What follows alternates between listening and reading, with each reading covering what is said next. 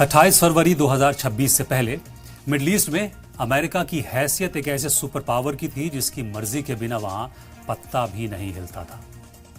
अरब देश हो, खासतौर पर सऊदी अरब, यूएई, बहरेन, कतर, और इसके लिए अमेरिका सिर्फ एक दोस्त नहीं बल्कि उनकी सिक्योरिटी के लिए लोहे की ढाल था। पूरे इलाके में अमेरिका की पकड़ इतनी मजबूत थी कि खाड़ी के सुल्तान और शाह अपनी सरहदों की हिफाजत के लिए पूरी तरह अमेरिका की तरफ देखते थे। भरोसा ऐसा था कि अरब मुल्कों ने अपनी जमीन पर अमेरिकी एयर बेसेस और हजारों फौजियों को पनाह दे रखी थी, क्योंकि उन्हें लगता था कि जब तक अमेरिका का साया है कोई उनका बाल भी बांका नहीं कर सकता। अरब ममालिक को इसी ताकत पर नाज था। उन्हें यकीन था कि अमेरिका की मौजूदगी ही इस पूरे इलाके में पावर का बैलेंस बनाए हुए है। अमेरिका की धाक का असली राज था मिलिट्री बिल्टअप, जो गल्फ में बढ़ता ही जा रहा था। अरब मुल्कों की जमीन, आसमान, हवा, फिजा, हर जगह अमेरिका की चलती थी। सऊदी अरब और कतर जैसे देश अरबों डॉलर के अमेरिकी हथियार सिर्फ इसलिए खरीद रहे थे क्योंकि उन्हें बदले में अमेरिकी फौज का बैकअप मिल रहा था। 28 फरवरी की जंग से पहले मिडल ईस्ट और अमेरिका के बीच जो पैसे और पावर का खेल चल रहा था, उसके स्टैटिस्टिक्स किसी के भी होश उड़ाने के लिए काफी हैं। अमेरिका ने अरब देशों को सिर्फ बातों से नहीं बल्कि खरबों डॉलर की ऐसी डील से बांध रखा था कि पूरा इलाका वॉशिंगटन का मिलिट्री मार्केट बन चुका था।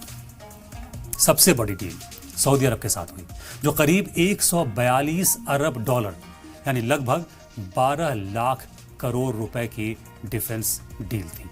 वहीं कतर के साथ भी अमेरिका ने करीब 42 अरब डॉलर की हथियारों की डील की और 96 अरब डॉलर के बोइंग जहाजों का ऑर्डर फाइनल किया था।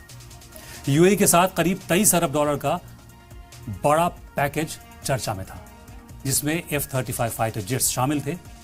कुवैत ने एयर डिफेंस सिस्टम के लिए करीब 8 अरब डॉलर से ज्यादा का इन्वेस्ट किया था, जबकि बहरेन के साथ पिछले कुछ साल में 1.2 अरब डॉलर से ज्यादा की डिफेंस डील हुई थी। ये सिर्फ डील नहीं थी बल्कि अमेरिका का वो इंश्योरेंस प्रीमियम था जो अरब देश अपनी सिक्योरिटी के बदले वॉशिंगटन को चुका रहे थे, जिससे उस वक्त अमेरिका की पोजीशन मिडल ईस्ट में किसी अजेय दीवार की तरह खड़ी थी। डिप्लोमेसी के टेबल पर भी अमेरिका ने अरबों को यह भरोसा दिलाया था कि अगर ईरान की तरफ से कोई खतरा पैदा हुआ तो अमेरिका सबसे पहले ढाल बनकर खड़ा होगा। इस सिक्योरिटी अम्ब्रेला के नीचे अरब देश खुद को महफूज समझ रहे थे और इसी भरोसे ने अमेरिका को मिडल ईस्ट का बेताज बादशाह बना रखा था।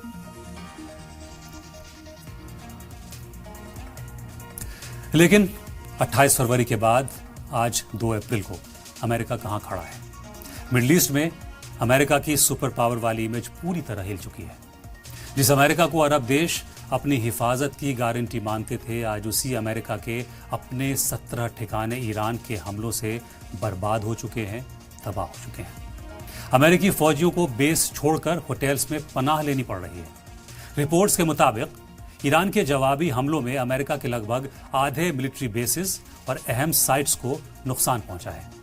कतर के अल उदैद एयरबेस से लेकर सऊदी के प्रिंस सुल्तान बेस तक हर तरफ से धुएं और तबाही की खबरें आ रही हैं। आलम यह है कि सैटेलाइट तस्वीरों में इन बेसिस पर बड़े बड़े ब्लैक क्रेटर्स यानी गहरे खड्डे साफ नजर आ रहे हैं, जिससे पेंटागन की रातों की नींद उड़ा दी। कतर के उम्मे दहल में लगे 1.1 अरब डॉलर यानी तकरीबन 9,000 करोड़ रुपए की कीमती अर्ली वार्निंग रडार को भारी नुकसान पहुंचा है। बहरेन में मौजूद अमेरिकी नेवी के 5th फ्लीट की हेडक्वार्टर पर हुए हमले में करीब 200 मिलियन डॉलर यानी 1,600 करोड़ रुपए से ज्यादा की चपत लगी है। कुवैत के अल सलेम जैसे बेस पर भी मिसाइलें गिर रही हैं, जिससे वहां की इमारतें और कम्युनिकेशन सिस्टम तबाह हो चुके हैं। यूएई के अल दफरा बेस और जॉर्डन के मुवक्किफ अल साल्ती बेस पर भी ईरान ने अपनी ताकत का ट्रेलर दिखाया है, जहां थाट जैसे महंगे डिफेंस सिस्टम के हिस्सों को निशाना बनाया गया। कुल मिलाकर अमेरिकी बेसिस को करीब 800 मिलियन डॉलर यानी लगभग 6,600 करोड़ रुपए का नुकसान अब तक हो चुका है। ये अमेरिका के लिए सिर्फ पैसों का नुकसान नहीं है, बल्कि एक बहुत बड़ा स्ट्रेटेजिक सेटबैक और डिप्लोमेटिक शिकस्त है। जिन अरब देशों ने अपनी सुरक्षा की, अपनी हिफाजत के लिए अमेरिका पर अरबों डॉलर लुटाए, आज वो खुद को गैर महफूज महसूस कर रहे हैं। यूएई और कुवैत जैसे मुल्कों ने अपनी हिफाजत के लिए अपने पैट्रियट मिसाइलों का 75% स्टॉक महज कुछ दिनों में ही खत्म कर दिया। अमेरिका के लिए सबसे बड़ी शर्मिंदगी की बात यह है कि उसके अपने एम्बेसीज जो रियाद, कुवैत और दुबई में हैं, उन्हें भी हमलों की वजह से कुछ वक्त के लिए बंद करना पड़ा। ये पहली बार है जब अमेरिका का सिक्योरिटी अम्ब्रेला इतना कमजोर साबित हुआ कि आज अमेरिका मिडिल ईस्ट में उस उजड़े घर की तरह खड़ा है जिसे लूट लिया गया हो और उसके पास कहने को कुछ ना हो।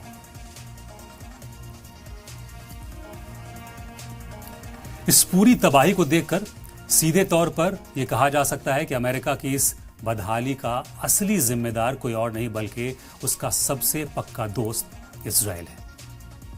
इजरायली पीएम बेंजामिन नेतन्याहू ने ही डोनाल्ड ट्रंप को उन सुनहरे ख्वाबों की गलियों में घुमाया जहां सिर्फ जीत और दबदबे की बातें थीं।